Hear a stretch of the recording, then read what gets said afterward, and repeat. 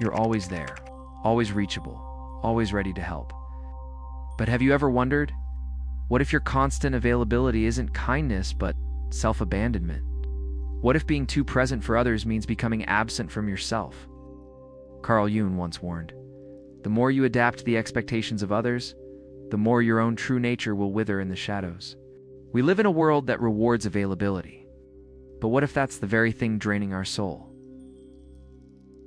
In the early 20th century, Carl Jung introduced a concept that would forever alter the way we understand ourselves, the persona.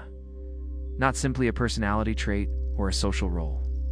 The persona is a mask we craft to fit in, to be accepted, to be loved. It helps us survive, but over time it becomes a prison. We wear it so often, we forget who we are underneath. Jung believed that the more we identify with this mask, the more we push the rest of ourselves into the dark corners of the unconscious. We become liked, but not known, respected, but not understood, connected, but deeply alone. And often, those who are the most available to others, caregivers, the supporters, the strong ones, are the ones furthest from their own emotional center. But how did we get here? In today's culture, availability has become currency. You're praised for responding to every text, rewarded for showing up even when you're exhausted, told that being there for others is what makes you a good person. But when you are always available, who are you available to? And constantly giving yourself away, do you even know what you need anymore? This is the conflict Jung saw emerging in the modern soul. The split between the social self, the persona, and the deeper unknown self, the shadow. And when the self splits, something gets lost. Wholeness. The more we people please, perform, adapt, the more that inner voice, the one that says, "This isn't me," begins to whisper, then scream, then vanish. What begins as kindness becomes collapse. Jung didn't tell us to stop being there for others. He told us to start being there for the one person we abandoned most, ourselves. His antidote wasn't isolation, it was integration. The way out isn't to reject the persona, it's to stop confusing it for the whole truth. To do that, Jung offered us one of the most revolutionary psychological paths: individuation. Individuation is the lifelong process of becoming who you really are, not what others asked you to be.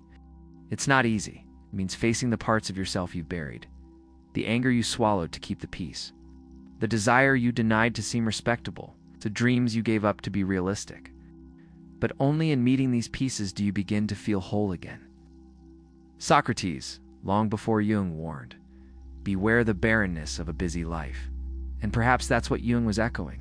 A soul can be full of people and still empty of self. In a world of infinite pings, where the measure of worth is how fast you reply, Jung's warning feels even more urgent. If you are always available to others, your inner world becomes unavailable to you. The price: burnout, bitterness, the slow erosion of your inner truth. But the moment you pause, to listen, to rest, to reflect, you begin to return. Not to your old self, but to the deeper one you forgot. And here's the truth. You don't owe constant access. You don't need to answer every call. You don't have to keep proving your worth by disappearing for others. Your soul is not a service. Your kindness is not a subscription. The world doesn't need you to be more reachable. It needs you to be more real. Remember the question we began with? What if your availability is a disguise for your absence from yourself? The answer, Jung would say, is this: until you face the mask, you will never find the face. Till you listen inward, you will never truly speak outward. So take off the armor, take back your time, and meet the self that's been waiting, patiently, behind the noise. You were never meant to be always available. You were meant to become whole.